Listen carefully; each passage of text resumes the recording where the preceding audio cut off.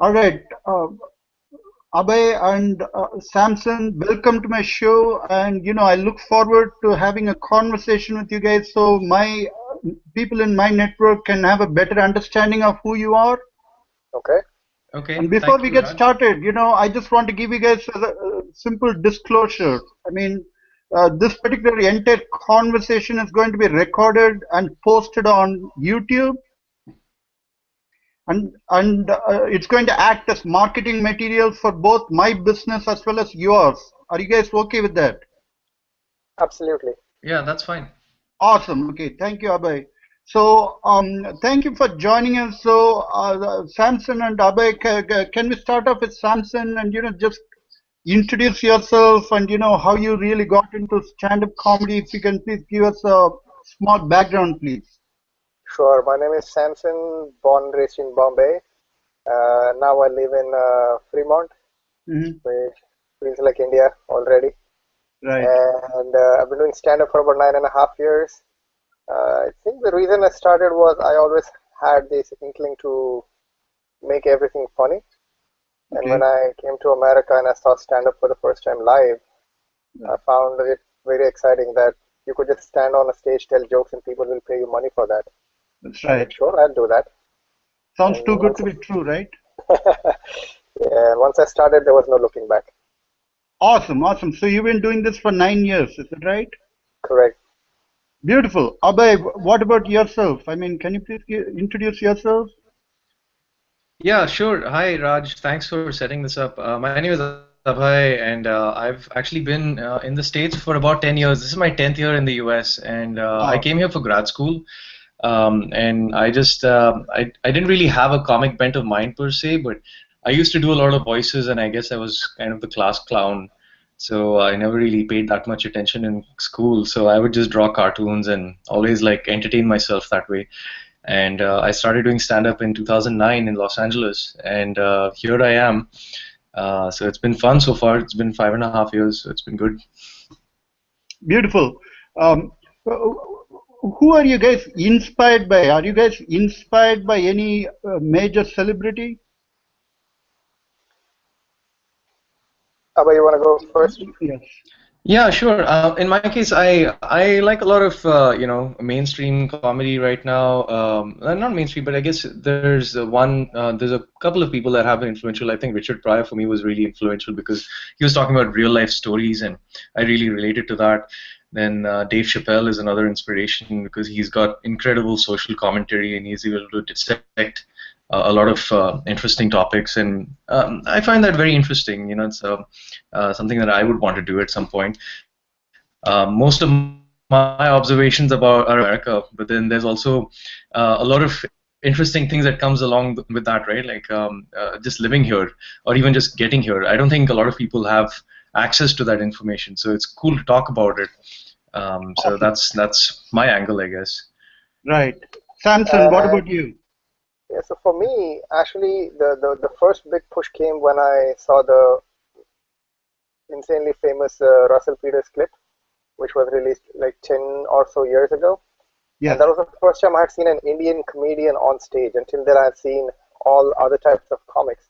And so Right. that really gave me the push that, oh, there's one person who's doing it, I'll be the other one. Little did I know there's a whole bunch of us out there, which is Wow. what made us put this festival together.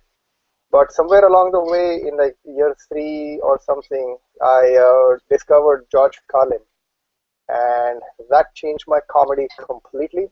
Because listening to that guy go off on any topic under the sky was absolutely amazing.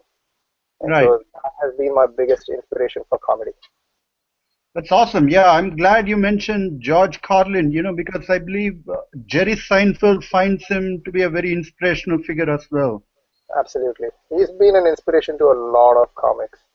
Right. Yeah, I'd agree with that. He's able to he was just brilliant at everything. When you look at anything that people talk about on stage, just the truth that he speaks and how he makes it funny is brilliant. And he Yes. could take any topic and completely dissect it. And that's what's amazing. It's really very difficult to do it because most comedians have one specific area of expertise, I guess, where they Right. take one topic and, like, for example, Jerry Seinfeld is very observational and he dissects everything about observational humor.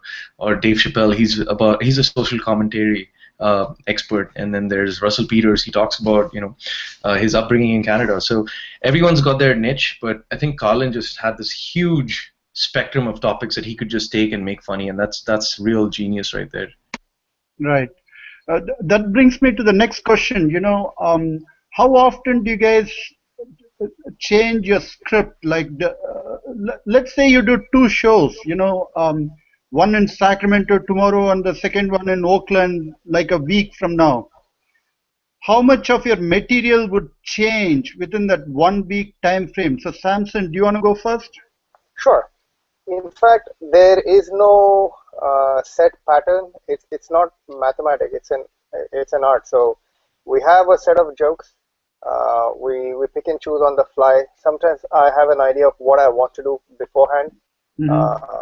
If the show's going well, I actually get to do everything I planned. But not every show goes according to plan, and then things change around. Right. Also, within a week, there could be something that happens that actually brings up new things, and I may have a new joke within the week. So there is no set pattern, and every comedian works differently. For me, I almost try never to do the same show, exactly the same show again. There's always something different that I'll do, whether it's new or not, but something different. Awesome. So, Abhay, you want to go next? Yeah, likewise. I think there's something about just doing stand-up that is very organic, and trying to keep that freshness is really critical to having a good show. So sometimes you'll have, like, for example, if I did a show in Sacramento, there's a different crowd, there's a different audience there. Right. And then if you go to New York, it's a completely different audience. If you go to India, it's a completely different audience. You have to adapt. It's like in cricket where you bat on different pitches, right? It's the same thing with comedy. You have to be able to adapt to the crowd depending on when you go up, and a lot of, like, for example, Samson said that there could be some current issues that you could talk about. So lately I've been talking a bit about Bobby Jindal, so we make fun of that guy. So there's these issues that come up, and then you just rope them into your set to make it fresh, and that's essentially how you do it. Awesome. So tell us something funny, Abhay. Tell us something funny about Bobby Jindal. I think Bobby Jindal is like really whitewashed. Like, that's here's the problem. I don't know if it's really funny, but it's just strange. Like, he's anti-immigrant even though his parents are from India. Like, that doesn't make any sense to me. So it just seems like he's very deluded in his thinking. There's nothing funny about it. It's just one of those observations. Like, he's running for president. And it's a president of an immigrant country. There's a lot of immigrants in this country, and he's anti-immigrant, which is very strange to me. Right. Yeah. Awesome. So I'm glad that you guys mentioned Russell Peters, because one thing I noticed about that guy when I watched through all his videos is, he will start with a certain script, but right in the middle of it, he'll pick somebody in the audience and ask them some questions, and based on the way they respond, he'll make a joke out of it without really offending the other person. Right? So Correct. do you guys do things like that? Again, it depends on individuals. Some comedians make a career out of just talking to the audience. That's their entire show. Right. They don't have any jokes. If you watch close enough, there's also a pattern to it. Like, you do have some arsenal ready. You know what kind of things to deal with. The more you do, the better you get. Right. But different comics have different priorities. George Carlin, for example, never spoke to the audience because he had a point of view that he wanted to make certain points. Right. And having been inspired by Carlin, I tend to stick to my jokes as much as possible because I also have a very opinionated point of view. Right. So I prefer not to talk to the audience. But invariably, sometimes the audience decides to talk to me. And if that happens, then I'll engage them. Because, look, you interrupted, so now I need to deal with you. Sure. Not in a put-down sort of a way, but the fact that now the conversation has begun, uninvited. So let's see where this goes now. Awesome. So what about you, Abhay? In my case, I like a bit of crowd work sometimes with the jokes. It's like for me doing stand up is like meeting a bunch of friends and having a good time. Like if you're at a party and you're just entertaining people, that's the same kind of environment I try to create when I'm on stage. So if, Sure. sometimes I'll ask a question to the audience or I'll just do my material, and then I'll just try and weave in different aspects of just the questions with the material. Like for example, I'll ask someone, "Hey, is anyone lazy tonight?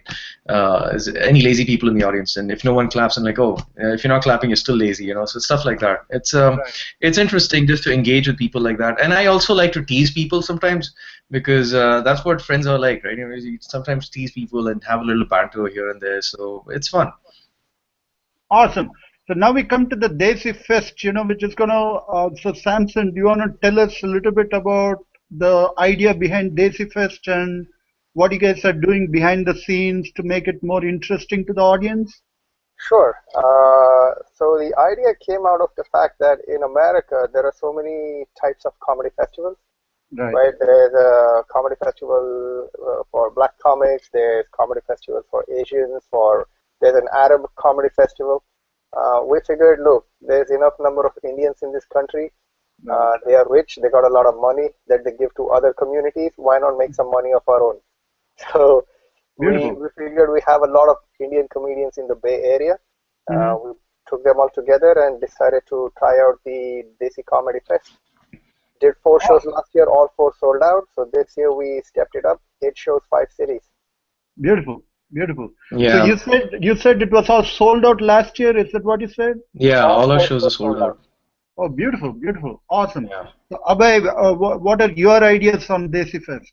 I just like the fact that there's a cultural shift happening amongst the South Asian community because when I was growing up, it was either you become an engineer or a doctor or a lawyer or one of these Right. stereotypical professions. And after 2005, I think there's been this upward swing towards Indians trying their hand at stand-up comedy. So my idea was I was like, hey, we should have our own festival as well because Indian people, Pakistani people, Sri Lankans, Bangladeshis, we're all talking about our situations and trying to be real on stage, and it's almost like a zeitgeist is happening in Indian society or just in general in South Asian society, and it's cool to try and recognize that and have a festival that brings the community together, and where we can just have a good time, just have fun. Quickly Beautiful. to add to that, Raj, what we also discovered, there is a substantially good amount of Indian comedians in the area. So it's That's not right. just a bunch of dudes who are like, hey, let's just go up on stage and tell jokes. If you look at what all the comics are doing, they're really established and doing really great in their own ways. And Hmm. this also becomes a platform to showcase a lot of the established ones as well as give an opportunity to some of the new ones. Hmm. And there are other Indian comedians who inspired us, like watching Russell Peters made me feel I could do it. And I know there are kids out there who will be thinking, well, Russell Peters is a celebrity. I don't know anybody in reality.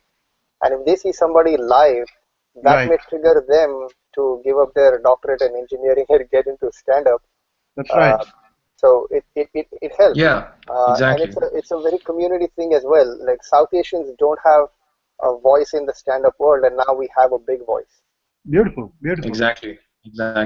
Yeah.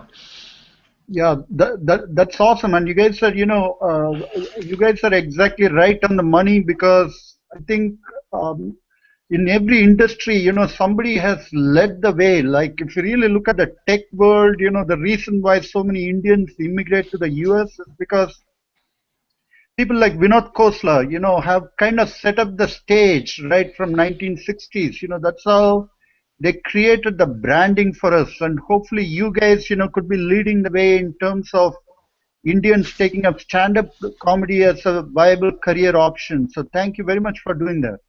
Oh, absolutely. That's Oh, one of that'd our be great. goals. Yeah. Yeah, is to Yeah, make this exactly. festival so big that it becomes a mainstay. And we are hoping by next year we can start getting comedians from around the country, eventually getting to around the world. We would love to see comedians coming in from Britain, from various parts of Europe, Australia, India, all over Asia, and Beautiful. can all come into the Northern California Desi Comedy Festival every year around August 15th, Independence Day. Yeah. And August 14th is also Pakistan Independence Day. So Exactly. it all rounds up pretty well. Yeah. Get the Beautiful. whole South Asian continent in. Yeah. That's awesome. That's awesome. It's too bad for the Sri Lankans and Bangladeshis. We don't know when their Independence Day is. But hey, this is the best we can do. Yeah, maybe they are still dependent on somebody. Who knows? Yes. No. So But I think the idea is that we just wanted to make it a community thing and have like South Asians just come out and enjoy some stand-up because we work really hard as immigrant people. We just come to this country and we spend so much of time working, and I think this is just a great way to celebrate and forget about your life struggles and just enjoy some good stand-up comedy. We have comedians from Comedy Central that are going to be on the show. Last Comic Standing. People have been on NPR, The Moth. Part of Sketchfest, which is one of San Francisco's biggest comedy festivals. So there is a lot of seasoned comedians that will be part of the show, and I'm pretty confident it'll be a huge success this time as well.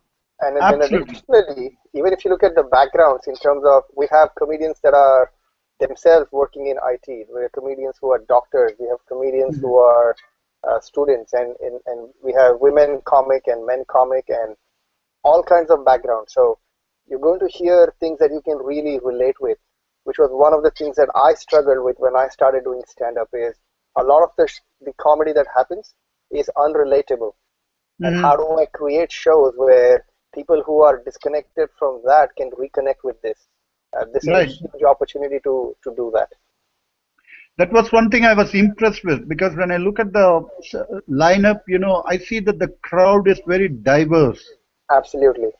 Right, that's beautiful. So again, I wish you guys all the very best of luck, and also thank you for choosing me to, promote at least this event in Sacramento, and I look forward to meeting you guys in person on August 12th, I believe, at the Punchline. Yes, and we look forward to seeing you in person too, and thank you for joining hands. We need more people like you joining hands with us and making sure this becomes a sellout event and a mainstay in the calendar year for every year. Awesome. We'll take care of that. Yeah, thanks so much, Raj. Thank you. Thanks so much, Raj. Really appreciate it. Thank you. Absolutely, I appreciate it. And also, Samson, I believe you have like a surprise announcement. If somebody answers some question right, they're going to get some free tickets. Is that right? Yes. How old is Raj Karthikeyan? Awesome. Yeah, you guys right, that question. And, we'll get you a free ticket. Yeah, you may want to qualify that question as mentally or physically. We'll give you the choice. We'll give you the choice. We'll give them a choice. If they get any of the numbers right, I think they'll deserve a ticket. Awesome, awesome. So thank you very much, guys, and thank you for joining us. And I look forward to seeing you on August 12th. Good night. Okay, thanks a lot, Raj. Thank you. Thank you. Bye-bye.